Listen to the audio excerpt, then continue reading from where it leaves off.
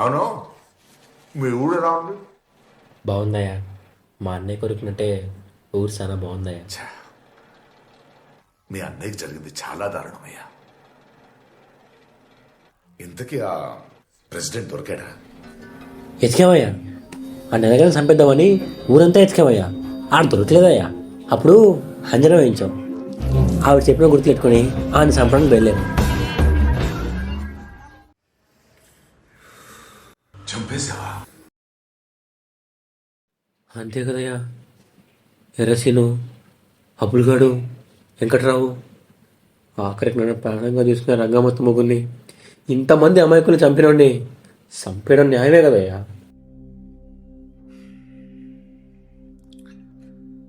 న్యాయమే, చంపాల్సిందే.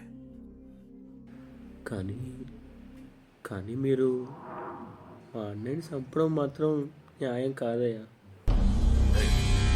ఏం మాట్లాడతావు? మీ అన్నయ్య నేను చెప్పడం ఏంటి? అదేనయ్యా, నాకు అర్థం కాలేదు. మీరు మా అన్నయ్యని చంపడం ఏంటా అని. మా అన్నయ్య చనిపోతూ ఏదో అన్నాడయ్యా. సెవిట్నా కూడా ఉన్నదయ్యా. సరిగ్గా వినపడి సావలేదు. నాకు వినపలేదని ఎప్పుడు బాధపడలేదయ్యా. కానీ మొదటిసారి ఆ దేవుడు నాకు లోపం ఎందుకు ఇచ్చాడా అని చాలా బాధపడ్డానయ్యా. కానీ ఆ దేవుడే నాకు దారి చూపించాడయ్యా. వాళ్ళెవరో ఆడుతూ పాడుతూ పాడిన పాట, ఆ అన్నయ్య ప్రాణాలు పోతూ చెప్పిన మాట ఒకటేనయ్యా, శ్రీమన్నారాయణ, శ్రీమన్నారాయణ. అదృష్టవశాత్తు మా ఊళ్ళో శ్రీమన్నారాయణ అనేవాడు ఎవడు లేడయ్యా. మేమందరం గంగాలమ్మ తల్లి బిడ్డలేం కదయ్యా. కానీ ఆ మాట ఎక్కడో విన్నానయ్యా. సిట్టిబాబు గారి చెవులోకి మాట వెళ్ళడం కష్టం, కానీ ఒక్కసారి వెళ్ళిందంటే ఆ మాట అక్కడే ఉండిపోతుందయ్యా. ఆ ఒక్కసారి ఆ మాట మీ నోటి నుండే విన్నానయ్యా. శ్రీమన్నారాయణ మీ మనిషి. ఆడు చనిపోతూ మొత్తం చెప్పేశాడు. మా అన్నయ్య ప్రేమించింది మీ చిన్న కూతుర్నే అంటగా. ప్రేమిస్తే చంపేస్తారయ్యా? ఎంత దారుణమయ్యా. ఏ సంబంధం లేని నాకు బెయిల్ ఇప్పించారు. మా అన్నయ్యతో నామినేషన్ వేయించి ఆయన్ని చంపి అది ప్రెసిడెంట్ ఖాతాలో వేస్తారు. ఒక నిన్ను ప్రాణాన్ని తీసేశారు కదయ్యా. చంపకుండా ఊరుకుంటారా? తక్కువ నా కొడకల్లారా. నా ఇంటి గడప తొక్కడానికి కూడా అర్హత లేనివాడు నా కూతురు పడగదిలోకి వచ్చేద్దామనుకున్నాడు మీ అన్నయ్య. మీరెంత, మీ బ్రతుకెంత?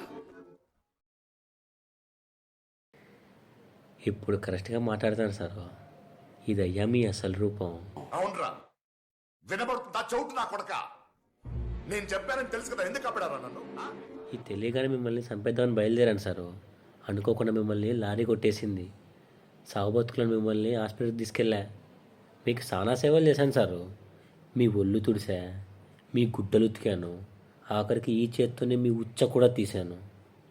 మీ గడ్డెం గీకేటప్పుడు నా చెయ్యి మీ గొంతు దగ్గర ఇలా వణికేది సారు.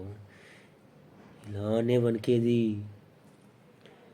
మిమ్మల్ని అప్పుడే సంపాదించారు. కానీ ఎందుకు బతికించుకున్నారో తెలుసా? మీరు ఎందుకు చూస్తున్నారో మీకు తెలియాలి. నా బాధ అంతా మీకు అర్థం కావాలి. మా అన్నయ్య చెప్పాడు సారు, ఉరిశిచ్చపడే ఖైదీకి కూడా చిన్న జ్వరం వచ్చినా ఉరితీరంట సారు. ఆడికి బతుకు మీద ఆశ కలిగి పూర్తి ఆరోగ్యంగా ఉన్నప్పుడే ఉరి తీస్తారంట. చూడండి సారు, ఇప్పుడు చూడండి అయ్యా, ఎంత ఆస్తో ఉన్నారో. పైగా ఇప్పుడు మినిస్టర్ కూడా అయిపోదాం అనుకుంటున్నారు. ఇప్పుడు చంపేయడమే న్యాయంగా సారు. ఆగండి, వీడు గుర్తున్నాడా? ఆ అన్నయ్య రంగస్థల వాస్తవ్యుడైన సెలిపోయిన కుమార్ బాబుని మీరు చంపినందుకు గాను వీడి తమ్ముడు సెలిపోయిన సిట్టిబాబు మిమ్మల్ని చంపుతున్నాడు. ఇప్పుడు అర్థమైందా సారు? బాగా అర్థమైంది.